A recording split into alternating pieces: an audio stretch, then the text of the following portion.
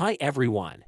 Today we're going over Larry Wheels' new cycle as he prepares to be the lightest man ever deadlift 1,000 pounds, using conventional stance, not sumo. So, we are going over his diet, training, and the PED he's using and see if he's telling the truth, or he's hiding something to you. Nick Trilogy has made also a video on it, so here I'm going to give you my opinion on what Larry Wheel is doing. He is doing right or wrong. Let's find out. Now I'm really starting to question whether or not he knows what the he's doing. It's not that I don't believe him, guys. I believe this is what he's doing because this is how stupid he is. Well, first of all, I must say I agree with what Larry Wheels is doing, and I do believe he is honest about his nutrition and his cycle. And in my opinion, he has a smarter approach to cycling, trying to get the most results out of the least PEDs. I've lost weight, scale weight, from 125 down to 122. Stopped taking growth hormone as of the last 2 months or so, because it's just not necessary right now. The first thing you notice is that he has lost some weight, about 3 kilograms, around 6 pounds, and he stopped using growth hormone.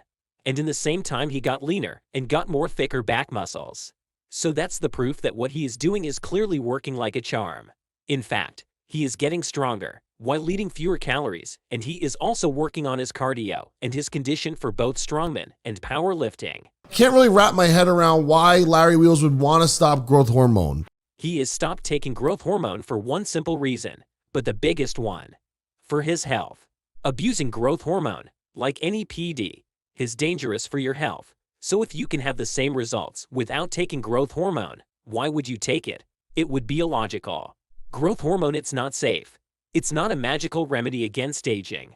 On the contrary, abusing it could shorten your life. There's really no advantage of dropping growth hormone. The only thing that you can get out of growth hormone are all positives. Although growth hormone may have some positive effects, there are also a lot of bad side effects related to the abuse of growth hormone. If Larry were to take like 1 to 3 IUs every day, he would have the anti-aging effects of it, the deep REM sleep from it, the appetite, the metabolism. First of all, let me just start off by saying that there is a huge difference between 1 IU and 3 IU. The former is just a replacement for what your body is not producing naturally. In fact, when your body doesn't produce enough IGF-1, you can replace that lack. But athletes are using 3 times the dose, which is an abuse and may cause several collateral effects. I don't understand why he would drop growth hormone. It does not make any sense to me at all. You drop growth hormone for your health because it doesn't only have positive effect, as I said earlier. If IGF-1 was only beneficial, then everyone would take it. Also, right now Larry Wheels is actually dropping it because I think that he decided to take the lowest dose of all PED that will still allow him to make gains. So if he can improve his lifting without taking growth hormone, why would he should take it?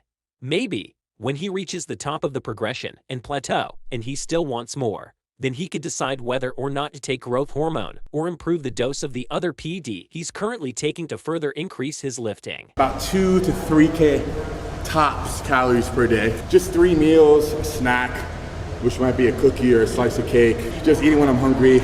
So, you see Larry Wheels is still making improvements in the gym without eating 5,000 to 7,000 calories per day. He is not bulking and putting unnecessary fat on him. Instead, he is eating at his maintenance, maybe in a little deficit, and he is still making progress. That progression is facilitated by the use of PED, yes of course. But even without performance-enhancing drugs, you can make progress and build muscle while eating at maintenance, so you don't put on unwanted body fat. Larry Wheels said in the past he force-fed himself, eating 6, sometimes 10,000 calories a day, but right now he is eating only 3,000 calories or less, having around 3 meals of 800 calories and a snack, a cookie or a slice of pie, and he is happy and has all the energy he needs to train harder in the gym.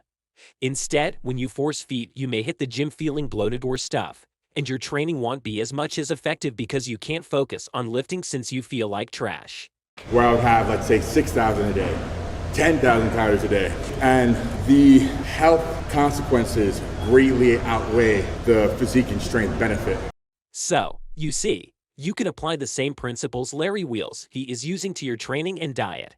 Focus on your cardio performance, eating at maintenance, or at max in a slightly surplus to build muscle, without adding tons of fat.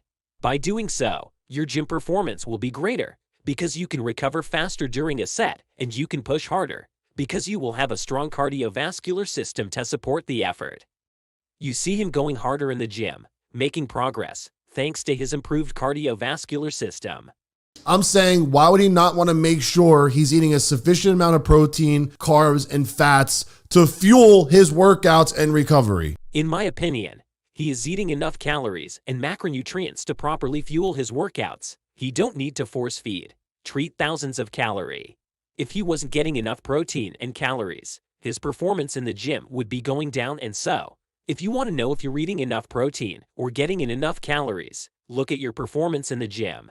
If you feel great when you train, you're making improvements, setting PR, obviously you're eating enough.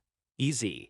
And on top of it, he's not using any anabolics, any growth hormone, only testosterone, which you're going to hear in a second. How does he plan on making progress? Testosterone is an anabolic androgenic steroid, one of the best ones, one of the most researched of all time. He is using high doses of testosterone, and he makes sure to eat enough, train harder and smarter, and getting enough protein and recovery. That's how he can and do progress in the gym. He is using the lowest dose to get the max gains. Larry legitimately thinks that by cleaning out his body, not taking anything, not taking growth hormone, not taking anabolics, any androgens, is going to make him better. Well, I don't think that he's doing this to make himself better. I think he's doing it to make himself healthier, and he's trying to make progress on the lowest dose that can work, and then later on he can add more. He is doing same as Chris Bumstead. Is proof that it's been working. I've also won 3 Olympias with minimal supplements compared to myself in the past and what I like to assume compared to most people that I'm against. Who is using low doses of testosterone and then adding up when he started his preparation for the next Mr. Olympia. And so if this works for Larry Wheels and Chris Bumstead, why it wouldn't be the same for you? So, my advice would be to take the lowest dose of whatever you're doing that makes you happy, that allows you to get the results. Even natural supplements, for example, if you're taking pre-workout rather than taking 2 scoops, take 1 scoop. You just need to feel good to go to the gym and train hard. So take the least amount of any supplement that allows you to make progress. Pushed his body so far with drugs and with subs and with training that at this point, it's only smart to use them to protect himself from getting injured again. I do not agree on this. Although Larry has abused these drugs in the past, perhaps used way more than he did, he's now smart enough to make his health a priority and approaching his training in a smarter way. He's lowering his doses and still progress.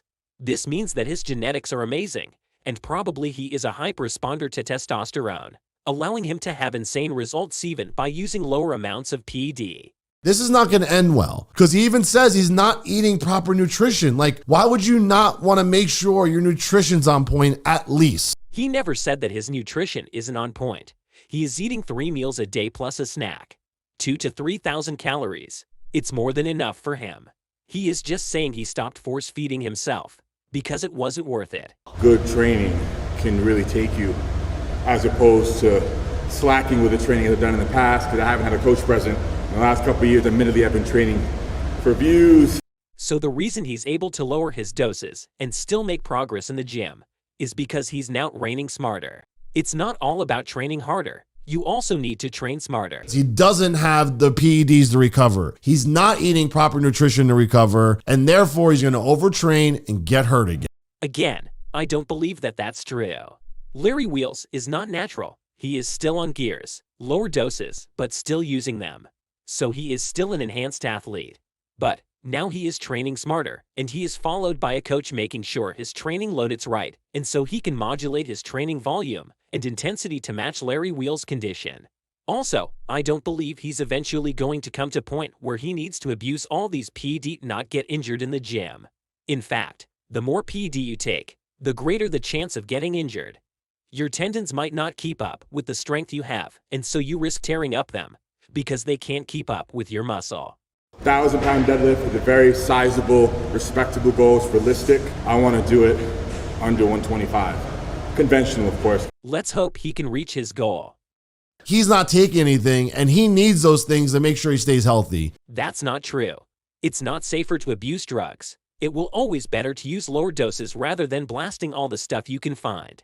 That to me sounds like a recipe for a disaster, not a recipe for success. To me, it seems that Larry Wheels is doing everything right to have a long-term success. Hope you like the video. Don't forget to subscribe, comment, like, and share it with your friends. See you on the next one.